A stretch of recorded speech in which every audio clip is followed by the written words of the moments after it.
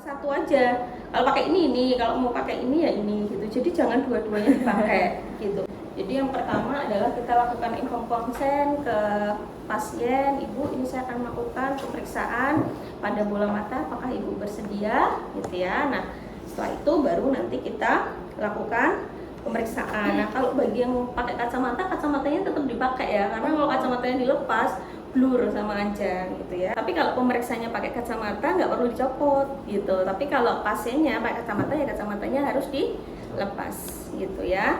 Kemudian sebelum melakukan pemeriksaan kita pastikan untuk melakukan cuci tangan ya. Cuci tangan itu adalah hal yang harus selalu dilakukan ya. Nggak usah ada di rubrik pun juga kalian harus lakukan ya. Nah kemudian kita cek terus ada pesan adik. Nah ini kita cek ya, agak sini. Nah ini kita cek ya bagian matanya mulai dari supersilia, kemudian silia ya, apakah ada kerontokan ya. Biasanya pada pasien-pasien morbus Sjögren itu dia alisnya itu rontok atau kita namakan dengan madarosis. Kemudian dari silianya ini kita cek ya, apakah dia ada kerontokan, apakah dia ada krusta, ataukah malah dia masuk ke arah dalam ya, jadi malah menyocok dari konjungtiva bulbinya. Kemudian kita cek ya setelah suprasilia, silia, kemudian kita cek di palpebranya. Jadi palpebranya coba lihat ke bawah Bu, lihat ke bawah untuk mengecek dari palpebranya ya. Apakah ada tanda-tanda peradangan, kemudian apakah ada tonjolan ya, misalnya hordeolum itu kan dia ada tonjolan ya. Hordeolum itu bintitan, kalian pernah bintitan? Iya. Nah ya kan. Nah ini kita cek apakah ada tanda-tanda peradangan, edem, kemudian apakah ada tonjolan, hordeolum ya, ini kita cek ya. Kemudian kita minta penderita untuk lirik ke atas ya, sama dilakukan hal yang sama, apakah ada tanda-tanda peradangan, kemudian ada psikiatrik ya, kemudian ada tonjolan ya, ada atau tidak.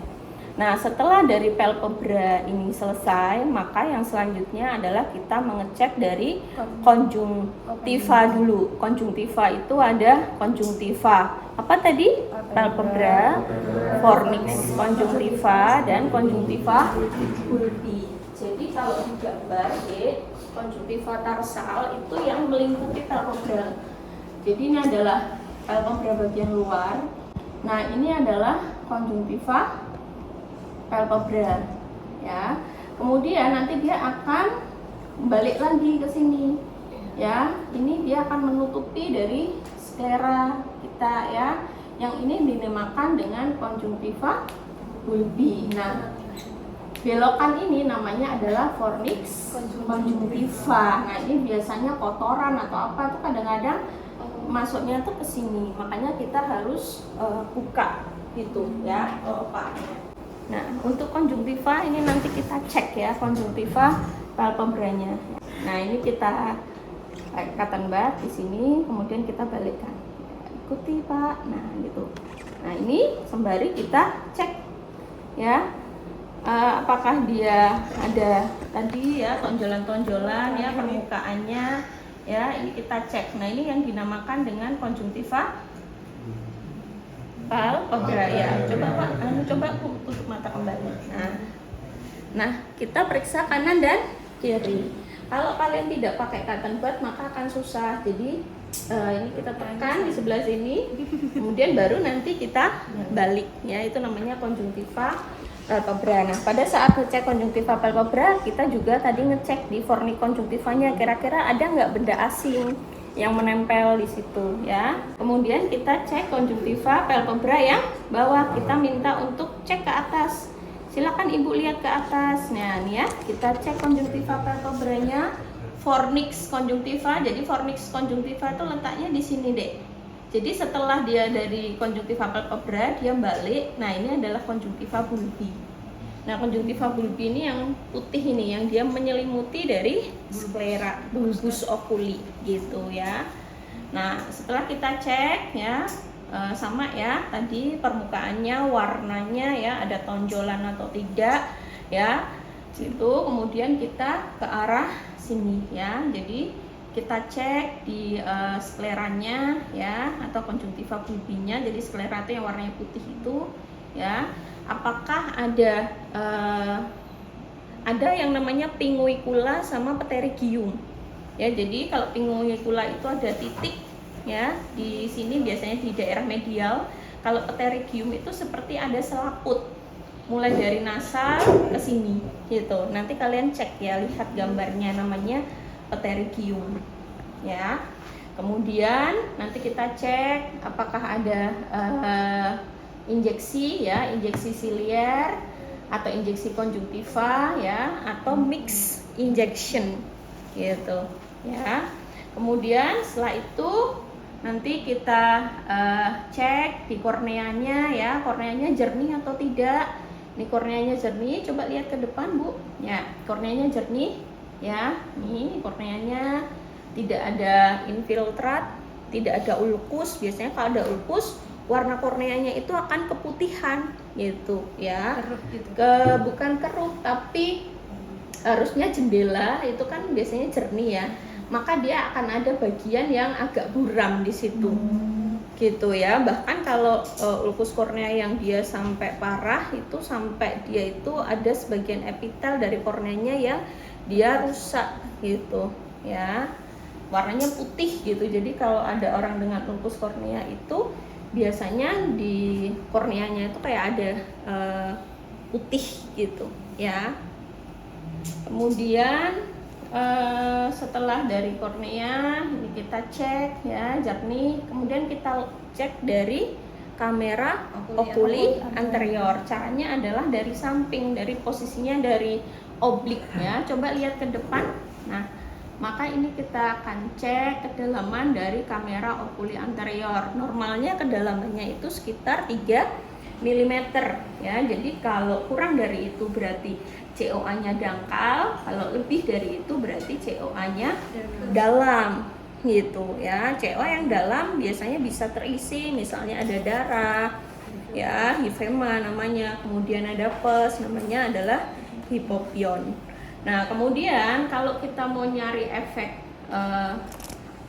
tindal, flare, sel, berarti lampunya harus dimatikan. Yang harusnya COA jernih, maka dia akan ada seperti debu yang berterbangan kecil-kecil gitu ya. Nah, itu yang dinamakan flare atau sel ya.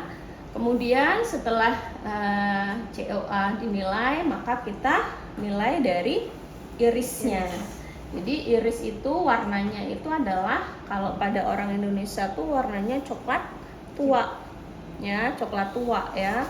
Kalau ada yang warnanya beda dari itu ya berarti mungkin dia ada ya keturunan dari luar atau blasteran gitu ya. Warnanya agak ada kebiruan, kehijauan gitu ya. Nah, ini kita cek, lihat ke depan Ibu. Nah, dia irisnya, warnanya, kemudian dia bulat nggak, atau ada robekan iris ya, atau ada yang lubang misalnya irisnya ya gitu. Kemudian setelah itu kita cek dari pupilnya ya, kanan dan kiri normal atau tidak. Kemudian kita cek dari lensanya ya gitu, apakah dia ada katarak atau tidak ya. Katarak itu nanti ada matur, hipermatur gitu. Nah, setelah kita lakukan di mata yang sebelahnya. Kalau pada OSCE nanti adik-adik akan melakukannya di manekin gitu ya. Itu untuk pemeriksaan segmen anterior ya. Sampai sini ada pertanyaan dulu? Belum? Kalau orang yang minus itu matanya tampak apa dok? Apanya? Orang yang minus apakah COA bisa kelihatan? Orang yang minus tidak bisa kelihatan Dari dengan pemeriksaan pemeriksaan segmen anterior, kecuali kalau minusnya udah tinggi, COA-nya dia akan dalam banget gitu. Kayak saya nih minus 6, kalau dicek mesti COA-nya akan lebih tinggi gitu ya, lebih dalam gitu, karena cenderung kan ke arah depan ya gitu. Nah, kemudian apalagi yang ditanyakan sampai sini untuk segmen anterior ya, silakan Ivan. Kurang dari 3 mm yang ada kalau Kedalaman dari COA itu 3 mm normalnya gitu. Berarti kalau COA-nya dalam atau dangkal itu sama-sama abnormal ya? Sama-sama abnormal gitu. ya. Jadi kalau COA-nya dalam itu abnormal, terlalu dangkal juga abnormal. Nah, seperti ini ya. Dengan kita memantulkan itu, maka nanti di sini bagian bola mata ini nanti akan ada muncul, nah seperti ini ya. Jadi yang kita lihat adalah bukan kanan atau kirinya, tapi ini di korneanya nih kita cek ya, apakah ada gambaran seperti lollipop itu tadi. Jadi jangan sampai terbalik, karena kalau pada osteo itu seringkali ininya malah gini ya, salah ya gitu ya. Jadi yang kita harus di yang sebelah hitam ini, kemudian nanti kita duduk, kemudian kita senteri ya dari belakang ini. Kemudian yang kita lihat adalah di korneanya ya, apakah dia sesuai dengan gambar seperti ini, continue, atau dia ada putus-putus misalnya ya, atau malah dia gambarnya itu tidak full bulat. Keratokonus itu dia lengkungannya lebih maju gitu ya, jadi dia mungkin hanya terlihat di sini saja, tidak mengisi sebagian dari kornea. Itu contoh pada yang namanya keratokonus. Terbentuk nih ya, seperti bulan sampit di sini. Ini dinamakan dengan shadow test irisnya positif ya. Ini adalah irisnya tadi. Nah ini dia akan berwarna hitam, kemudian ini adalah warna putih. Ini yang dinamakan shadow testnya positif. Kalau shadow testnya positif itu pada katarak yang imatur. Kalau pada katarak matur justru dia akan lebih kecil, karena kekeruhannya itu dia semakin tebal ya, semakin keruh, padat gitu ya, sehingga bayangannya itu akan lebih kecil ya gitu. Nah ini cara pemeriksaannya, kita menggunakan ini sama ya Dik ya. Kemudian nanti kita meriksanya dari samping ya, 45 derajat seperti ini ya. Dari sini nanti kita akan cek. Nah ini kan punya virus, nggak ada bayangannya ya, jadi shadow testnya adalah negatif. Jadi sudut antara mata sama ini 45, tidak boleh di depan seperti ini. Jadi kalau di depan seperti ini nggak akan terbentuk yang namanya bayangan tadi. Kan lensa itu kan di belakang dari iris ya, jadi ini iris, ini lensa. Jadi ketika kita memberikan center atau sorotan cahaya di sini, nanti di sini akan membentuk bayangan di lensanya. Kalau lensanya dia keruh ya gitu. Jadi jangan sampai meriksanya dari depan, tapi dengan sudut 45 derajat. Nah, bagian dari pupil yang terkena sinar ya nanti akan mengecil ya, miosis. Dan ini bisa terjadi baik secara direct maupun indirect. Indirect itu adalah ketika mata sisi yang satunya disinari, maka mata yang kontralateral dia juga akan mengecil gitu. Karena jalurnya tuh nanti sama deh. Jadi nggak bisa, misalnya ini miosis ya, ini mydriasis. Harusnya pada pupil yang normal dia isokor. Jadi kalau disinari cahaya dia akan mengecil. Kemudian nanti di sisi satunya yang tidak disinari cahaya dia juga akan ikut mengecil gitu ya. Namanya adalah isokor ya. Jadi sama diameter pupil kanan dan kiri. Nah ini Dek, jadi kalau pupil langsung itu mata langsung disinari, kemudian kita lihat pupilnya yang disinari apakah miosis pada saat penyinaran ya. Positif jika pupilnya berkontraksi kuat ya setelah penyinaran dan dia terjadi miosis.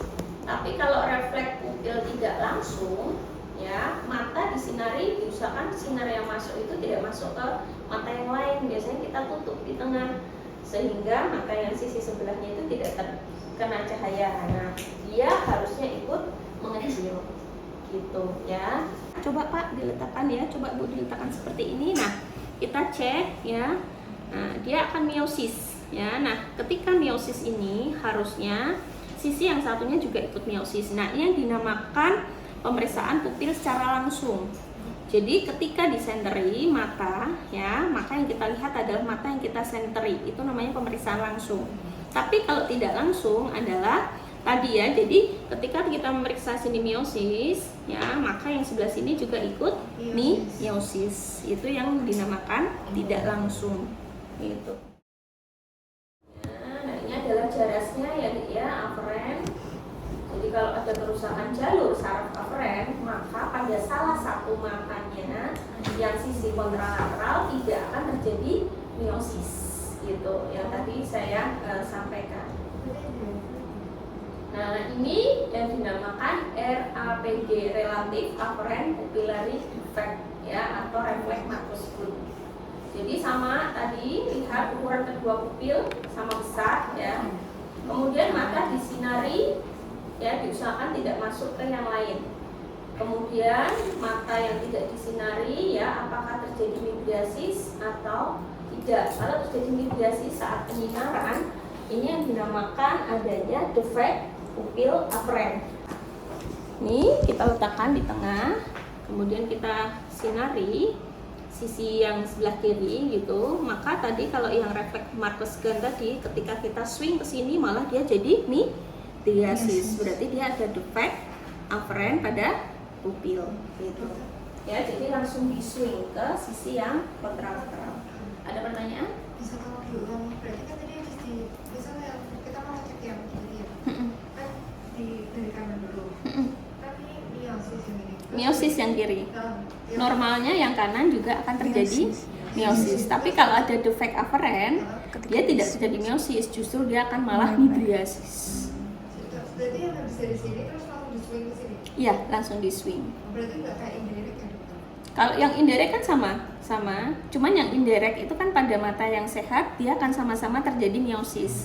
Tapi kalau dia ada defect aferen pupil, maka dia tidak miosis tapi midriasis. Tapi cara pemeriksaannya sama.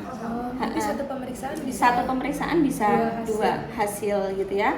Jadi refleks directnya positif, indirect positif. Kalau pada orang sehat. dan tidak ada di Ya, tapi kalau ada defect, maka refleks yang ini dia miosis, ya directnya, indirectnya maka tadi negatif ya, malah dia terjadi midriasis. Itu yang dinamakan defect aferen. Itu. Nah, kornea itu adalah jaringan transparan ya, dia jernih ya, dan dia avaskuler, ada pembuluh darah yang ada di sana gitu ya. Kalau ada pembuluh darah justru malah itu abnormal. Ini yang temporal, jadi biasakan seperti itu bahasanya kalau pada mata. Nah, ini diminta ke sisi yang berlawanan di bagian kornea. Kemudian menahan kelopak mata pasien terbuka dengan jari telunjuk dan ibu jari, jadi kita buka ini ya. Kemudian kita minta pasien untuk melihat sisi yang lain ya. Kemudian nanti kita goreskan di korneanya di bagian sisi temporal. Kalau dia fungsi nervus trigeminusnya baik, maka dia akan berkedip. Tapi kalau fungsi nervus trigeminusnya jelek, maka dia tidak akan memiliki refleks kedip ya, atau menurun, misalnya pada keratitis, bulbus herpes simplex, atau infeksi herpes zoster. Nah, ini yang dinamakan pterygium ya dia, jadi seperti ada selaput ya, mulai dari sini ke sini. Pterygiumnya ada beberapa derajatnya ya, tapi kalau pinguicula itu seperti ada tonjolan ini kecil ya, itu pinguicula, tapi kalau dia buka serabut namanya pterygium. Nah, dipilih seperti ini ya. Kemudian kita minta pasien untuk lihat ke arah kontralateral ya. Kalau ini saya nggak ke virus ya, karena tangan saya belum cuci tangannya. Jadi ini seperti ini ya Dek ya. Kemudian kalau kita mau ngecek mata sebelah kiri, berarti pasien kita minta untuk lihat ke arah kanan ya. Jadi seperti ini ya. Pak, coba lihat ke kanan, kemudian kita goreskan. Nanti dia akan kedip. Itu refleks kedipnya positif. Ya, jadi kalau ada penurunan refleks kedip udah lama baru dia kedip, berarti ada gangguan pada fungsi dari nervus trigeminusnya. Adalah tes fluorescence. Jadi tes fluorescence ini adalah tes untuk mengetahui apakah ada defect pada kornea atau tidak. Adik-adik, sebelum kita melakukan pemeriksaan tetes ya, selalu biasakan untuk mengecek kadaluarsa ya, jangan sampai nanti yang kita teteskan itu ternyata cairannya atau salepnya malah kadaluarsa gitu, yang ada pasiennya nggak sembuh malah dia kembali lagi dengan konjungtivitis gitu. Jadi ini ada pantokain 0,5%, ini untuk anestesinya, anestesi topikal. Kemudian ini adalah yang fluorescence ya, gitu ya. Jadi perhatikan di sini selalu expired date-nya kapan.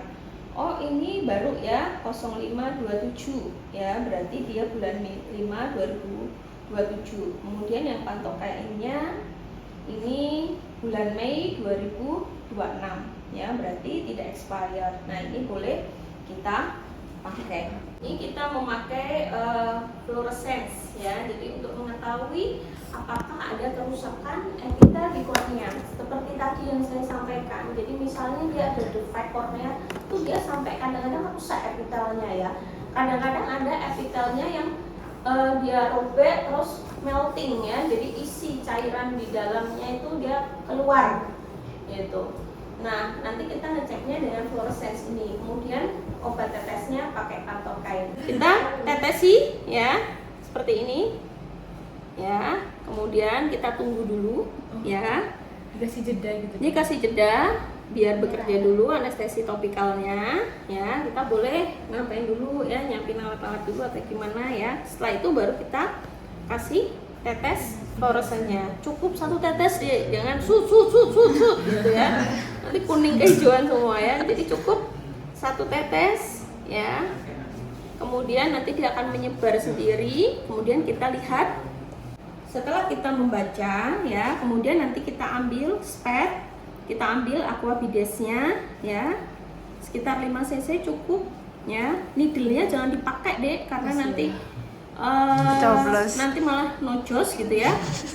Nah ini needle-nya dilepas, kemudian nanti kita bilas ya. Jadi ini kita kasih handuk, kemudian nanti kita bilas dengan menggunakan spet yang berisi tadi aquabides ya, gitu, agar sisa-sisa dari fluorescence-nya dia hilang ya atau luntur.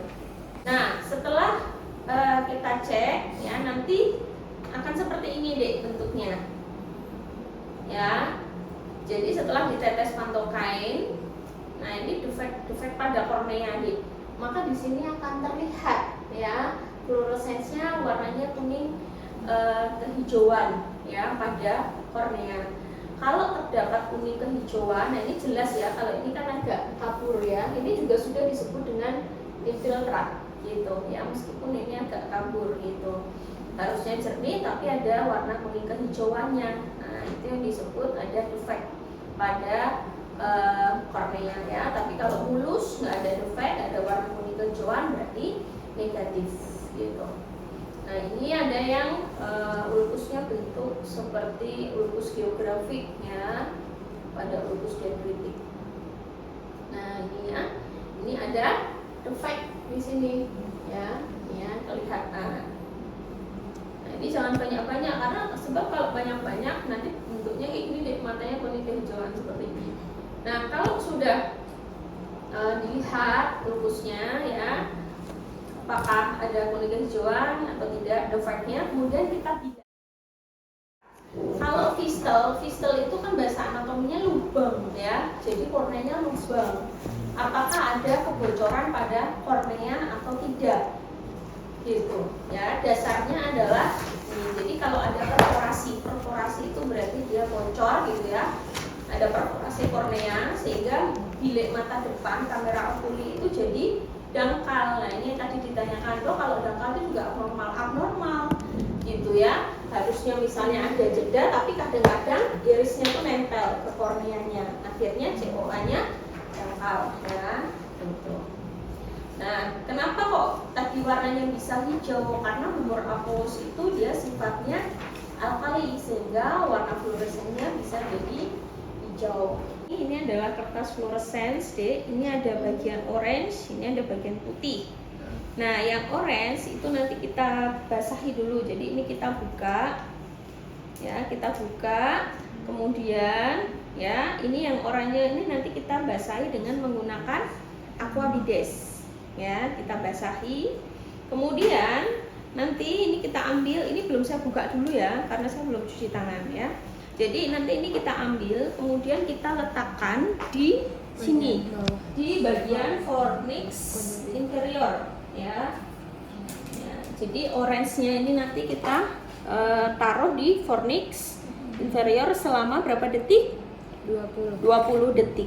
Ya, nanti habis itu pasenya berkedip, maka dia akan menyebar fluoresensinya. Nah, kalau menyebar nanti kita cek apakah ada kebocoran atau tidak. Jadi tidak menggunakan fluoresen yang tetes ini, tapi menggunakan ini. Dokter, jangan ditempelin yang oranye doang. Orange-nya aja. Terus yang putih? Enggak. Kalau yang Orange-nya ini apa putihnya nanti kita pegang. oh dipegang. Ayo. Kemudian kita basahi. Jangan tahu. Ini serius, Pan. Serius Pan, belajar ini Pan. Iya, belajar. Penting, Pan. Demi kapan? Kamu dapat Demi Oh, ini dia apa ya, Dokter? Pan. Dikasih HPku. Loh, HPku. Ya, sudah. 5 teko. Sudah, basahkan. Ini nggak dikasih itu ya dok yang pantokain itu? Enggak, kalau yang ini enggak karena enggak banyak. Coba Wah, di perih, Pan. konjungtivanya. Ini kamu Langsung tes, cepet langsung. Nah. udah silakan berkedip. Oke sekali Pan. Nah, kedip. Nah, nanti dilihat ada Perih. infiltratnya enggak Perih. gitu. Ya. Apa perih banget? Itu loh. Gara-gara AC. Oh, asik. Ya, enggak ada defect ya, bersih ya, di korneanya ya. Enggak ada infiltrat ataupun defect gitu. Terus dibersihin aja. Dibersihnya pakai aquades. Saya dibersihin. Emang ada warna-warna gitu? Ada. Ada. Banget. Oh iya. Iya.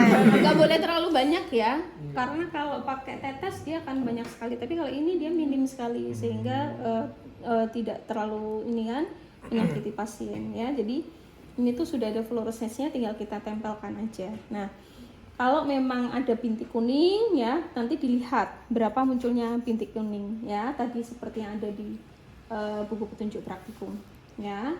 Ini untuk yang tes fluoresens untuk mengetahui defect atau infiltrat ya.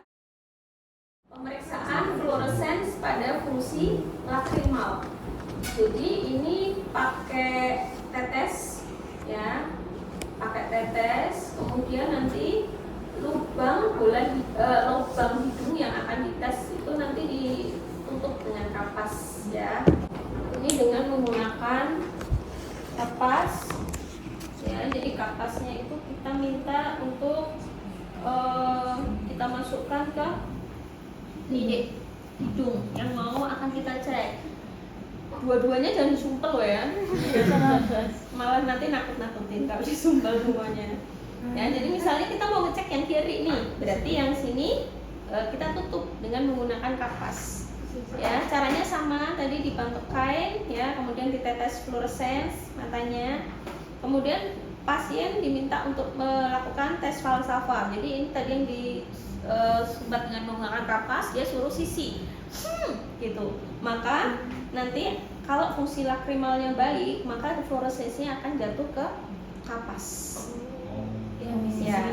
Yang di sisi kiri. Yang sisi kanan juga sama. Jadi ambil kapasnya ya, kemudian kita sumbat hidung. Nah, kita tetesi tadi dengan menggunakan pantokain, tunggu bentar, fluoresens. Kemudian ini kita minta untuk gitu ya, gitu. Maka nanti kalau fungsi lacrimalnya bagus, maka dia akan turun ke meatus ya, meatus nasi, dan dia akan jatuh di kapasnya. Ya. Itu kenapa kok bisa gitu? Nah, kalian kalau tetes mata itu kan kadang-kadang dia sampai kerasa pahitnya kan. Jadi sebetulnya dia tuh akan turun cairan tersebut. Gitu di bagian meatus, kemudian nanti ke belakang ya, dia ke nasofaring, orofaring, sehingga rasanya akan pahit gitu. Untuk yang TUBT itu kita membasahi strip fluoresen dengan larutan salin atau aquades ya. Kemudian habis itu setelah beberapa kedipan, maka lapisan air mata ini dia kita periksa ya. bintik kering yang muncul dalam waktu kurang dari 10 detik ya. Bintik kering ini dicek ya. Kemudian TUGT ini harus diukur sebelum tetes mata diberikan. Jadi sebelum tetes mata diberikan itu kita udah nyalakan stopwatch.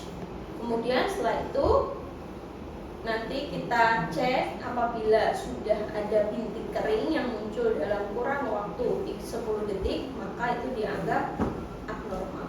Pada TUGT ini orangnya nggak boleh kedip duluan ya. Jadi setelah tadi strip fluoresan itu tadi kita basahi dengan menggunakan fluoresan, kemudian kita taruh di konjungtiva tarsal ya. Setelah itu, setelah beberapa kedipan, maka lapisan air mata itu kan akan diperiksa dengan menggunakan filter biru ini. Jadi setelah jarak kedipan terakhir sampai munculnya bintik kering pertama yang tersebar secara acak di kornea itu dihitung dengan menggunakan ini strip fluoresan. Jadi ini namanya strip fluorescence.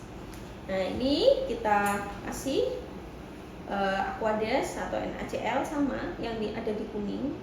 Nah bedanya adalah ini kita waktuin pakai stopwatch ya, itu. Kemudian ya ini tadi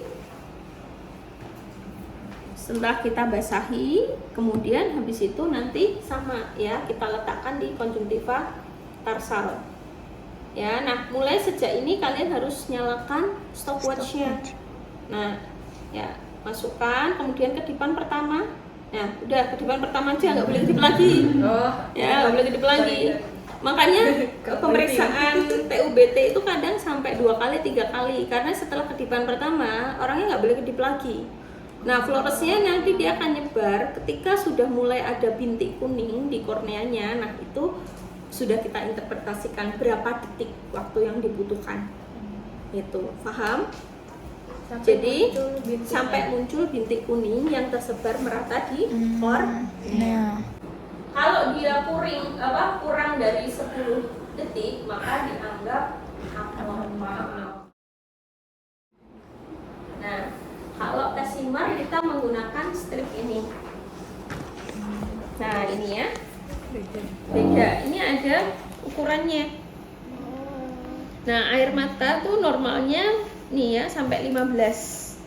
Kalau lebih berarti berlebihan ya, atau kurang berarti tadi ya mata kering, tadi dry. Nah, ini kan bentuknya seperti ini. Nanti dilepas, kita cuci tangan dulu ya. Kemudian ini kan ada buletan ini tuh. Nah, nanti buletannya itu kita tekuk seperti ini. Nah, ini nanti kita masukkan ke dalam konjungtiva yang sepertiga lateral. Kita cantelkan ke situ. Kemudian Pak, Ibu silakan tutup mata. Nah, pasti kan dia akan ini kan, karena ada sensasi ini masuk kan dia akan mengeluarkan air mata. Nah, nanti kita cek air matanya tuh dia sampai berapa. Ini kan ada ukurannya ya. 0, 5, 10, 15, 20. Nanti kita cek berapa milimeter. Gitu. Ya, normalnya 15. Ini yang bawah yang ini saya ini dulu. Dibilas dulu, Pak. Perih nggak, Ivan? Enggak. Oh, sudah enggak ya, karena sedikit sekali fluoresensnya. Nah, udah. Harus dibilas ya. Tapi dia bisa hilang karena air mata. Hilang dengan air mata. Nah, Itu kemudian diapain? masukkan di sini, sisi sini aja ya. Masukkan, kemudian air matanya Gitu ya, nanti jauh di sini. berapa milimeter? Oh, dikaitin, didiemin gitu. Didiemin. Kemudian nanti dia akan keluar air mata. Ini habis itu merem kan dok? Merem habis itu. Belum. Biasa aja, Pan. Perih soalnya digesek-gesek Ya, gitu. berapa milimeter? Nah, harusnya ada air matanya. Nah, ini kan sudah mulai air matanya nih. Ini kan tadi masih kurang ya waktunya ya. Ini kan 3 mm. Harusnya berapa Ya. detik? Normalnya 15. Kalau misalkan kurang berarti Kalau kurang dari 15 itu dry ice. Ini keluar di osja dokter. Keluar. Yang biasanya apa dokter? Mungkin keluar ya. Shimmer beberapa kali ujian ini juga keluar. Kalau fluorescence mungkin enggak ya. Kalau kayak gini pasiennya manekin ini atau Manekin. manekin dong. terus air matanya? Kalau yang air mata itu pasien beneran. Oh. Ini untuk refleks fundus kita tuh nilainya Kemudian biar jelas lagi itu kita bisa kasih tetes midriatil. Nah, ini ada midriatil. Gitu. Jadi biasanya lampunya kita matikan ya, seperti ini. Kemudian kita tetesi dengan midriatil di mata yang akan kita lakukan pemeriksaan ya.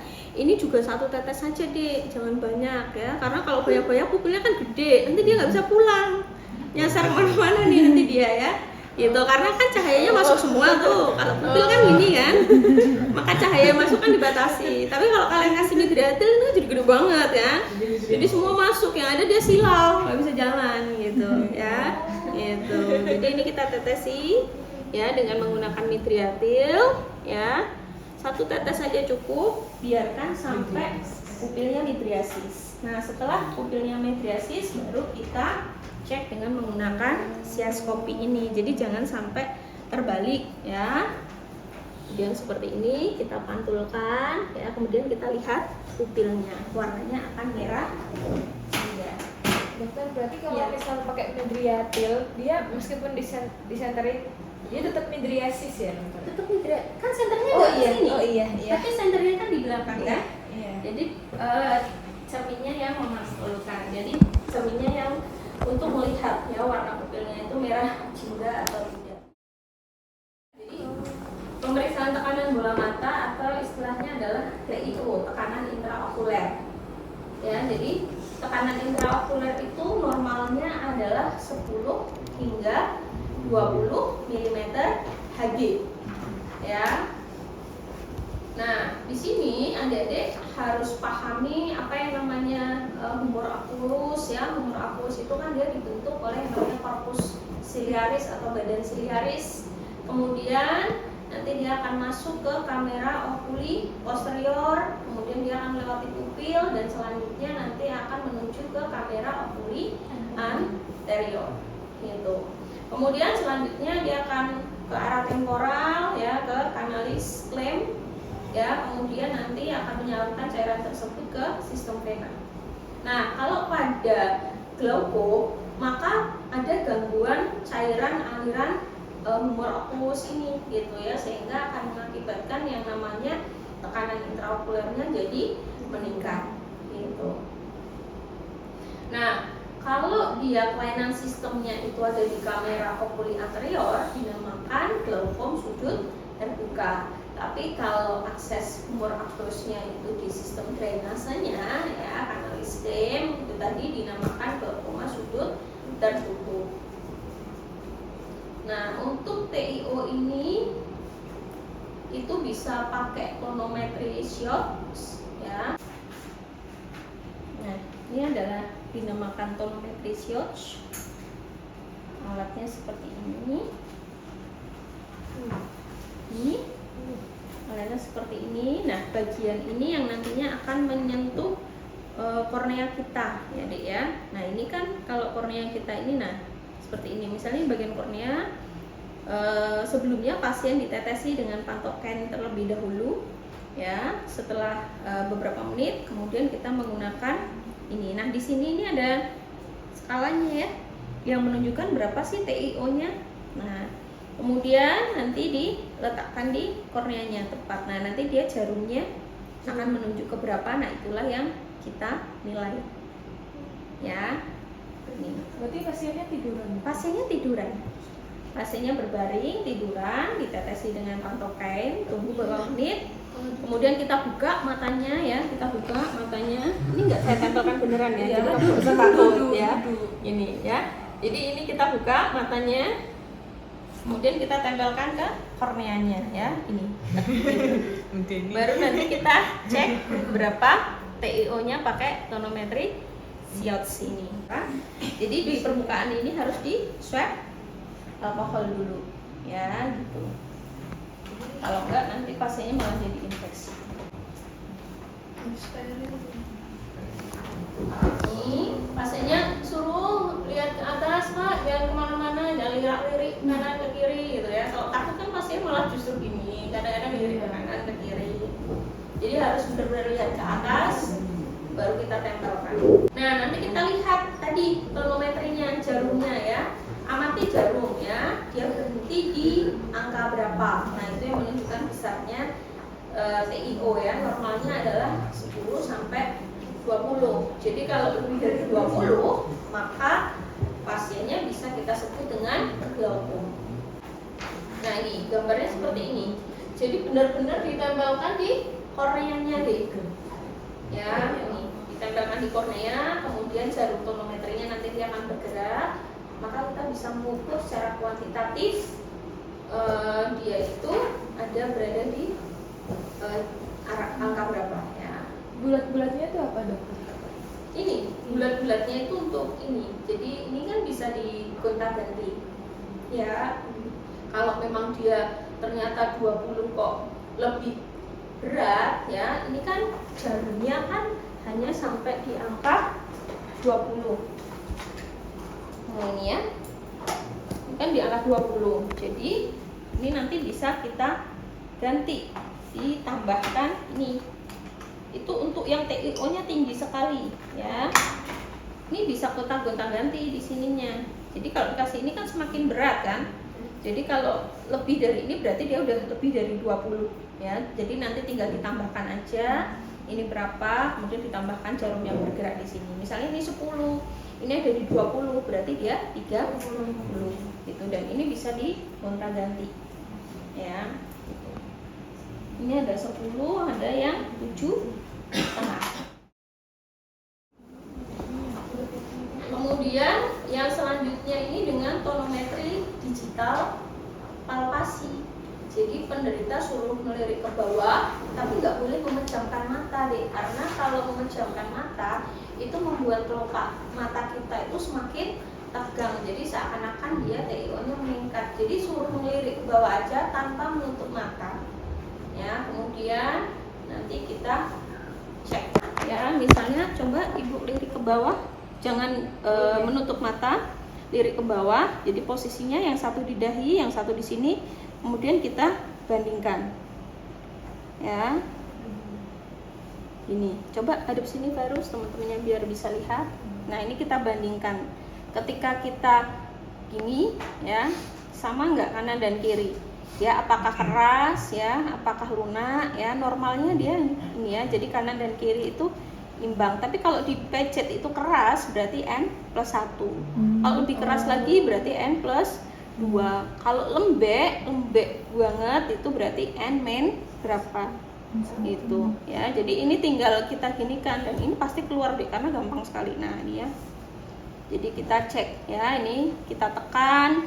Jadi kanan dan kiri dia bergantian ya di telunjuknya. Gitu. Ya, kanan dan kiri. Apakah dia normal, apakah dia keras seperti papan ya, N+ berapa kalian bisa deskripsi. Cuman ini minusnya adalah dia lebih subjektif ya, karena kan lembek kerasnya seseorang itu kan dia beda. Tapi biasanya kalau TIO-nya tinggi tuh ini ya bisa sampai keras banget ya, seperti papan ya, N+3 gitu. Tapi kalau lembek N-1, N-2 gitu.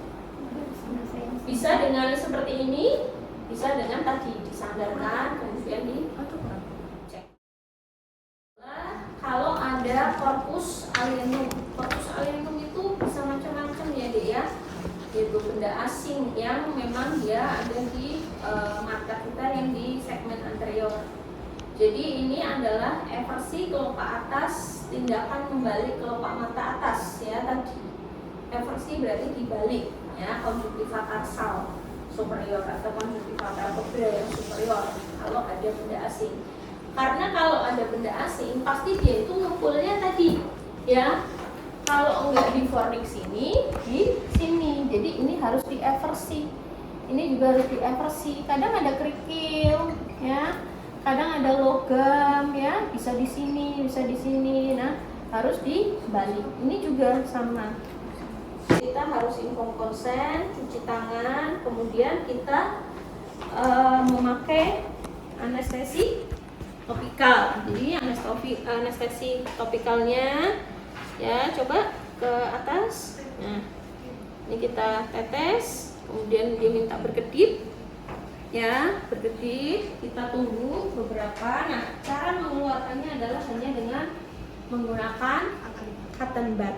Nah, biar cepat nempel, itu adalah kita bisa kasih salep, ya, salep apapun. Di sini ada gentavisin salep, bisa kita kasih salep, ya, dengan menggunakan salep kita ambil salepnya. Nah, fungsi salep ini adalah sebagai lemnya ketika nanti mengambil. Jadi setelah kita melakukan eversi, ya, gitu, kemudian nanti kita ambil ini, ya, nanti dia akan nempel. Gitu corpus alliumnya. Kalau ada ya dokter. Kalau nggak ada ya nggak usah. Jangan lupa setelah diambil corpus alliumnya kita bisa memberikan tetes mata atau salep antibiotik, ya. Cara membukanya sama ya, suruh lirik ke bawah, pakai cotton bud, terus dibalik lagi. Kemudian dicari ada corpus alliumnya enggak. Kalau ada kita ambil dengan menggunakan cotton bud yang dikasih salep. Habis itu balikan bentukannya seperti sisi semua.